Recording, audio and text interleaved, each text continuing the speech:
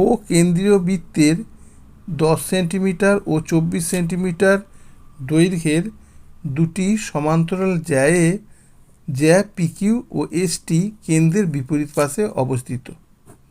দেখে না ওই ছবিটাতে এই যে এই বৃত্তের ও কেন্দ্রীয় বৃত্ত যার পিকিউ আর এসটি এই দুটো সমান্তরাল জ্যা, এরা কেন্দ্রের বিপরীত পাশে অবস্থিত, এই দিকে অবস্থিত। এবার এইটার দৈর্ঘ্য, পিকিউ এর দৈর্ঘ্য বলে দিয়েছে 10 সেন্টিমিটার আর এসটি এর দৈর্ঘ্য বলে দিয়েছে 24 সেন্টিমিটার।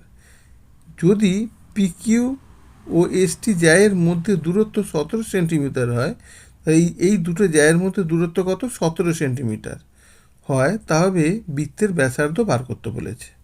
তাহলে বৃত্তের ব্যাসার্ধ কত? আমার দেখো কী কী দেওয়া আছে। পিকিউ 10 সেন্টিমিটার দেওয়া আছে, ঠিক আছে, পিকিউ 10 সেন্টিমিটার দেওয়া আছে আর এসটি 24 সেন্টিমিটার দেওয়া আছে। তাহলে লক্ষ্য করো, এই যে ও কেন্দ্র থেকে, এইটা একটা পিকিউটা জ্যা, ও কেন্দ্র থেকে জ্যায়ের উপর লম্ব দূরত্ব টানা হচ্ছে, তার মানে এই এপি সমান এ কিউ হচ্ছে। তার মানে এটা কত হবে? পুরোটা 10 হলে এটা কত হবে? 5 হবে। ঠিক অনুরূপভাবে এই দিকেও ঠিক পুরোটা 24, তাহলে এইটা কত হচ্ছে? 12 হচ্ছে। ঠিক আছে, 24-এর অর্ধেক মানে 12 হচ্ছে। এবার দেখো এইটা পুরোটা, এই যে জ্যায়ের দুটোর মধ্যে দূরত্ব কত বলে দিয়েছে? জ্যা দুটোর মধ্যে দূরত্ব বলে দিয়েছে 17 সেন্টিমিটার।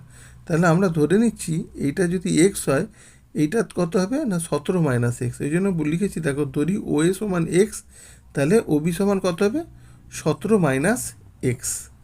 আর বৃত্তের ব্যাসার্ধ আমরা ধরে নিয়েছি আর, এই যে বৃত্তের ব্যাসার্ধ আর ধরে নিয়েছি। তাহলে এইটা একটা সমকোণী ত্রিভুজ, এই একটা সমকোণী ত্রিভুজ।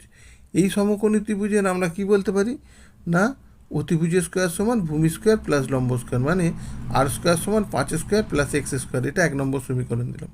আবার এই দিকের যে সমকোণী ত্রিভুজটা, এই সমকোণী ত্রিভুজটাতেও একই লিখছি, যে আর মাইনাস এক্সের হোল স্কোয়ার সমান আর স্কোয়ার, এটা হচ্ছে 17 মাইনাস আর স্কোয়ার সমান কি 12 স্কোয়ার প্লাস 17 মাইনাস এক্সের হোল স্কোয়ার। এটা 2 নম্বর সমীকরণ দিয়েছি। এরপর দেখো আর স্কোয়ার সমান এইটা, আবার আর স্কোয়ার সমান এইটা, 1 নম্বর 2 নম্বর, তাহলে ডান পক্ষটা সমান করে দিয়েছি।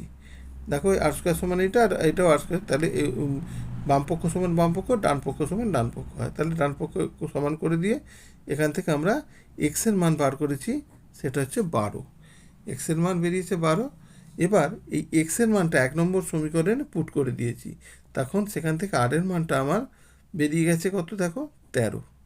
এটা হচ্ছে সঠিক অ্যান্সার।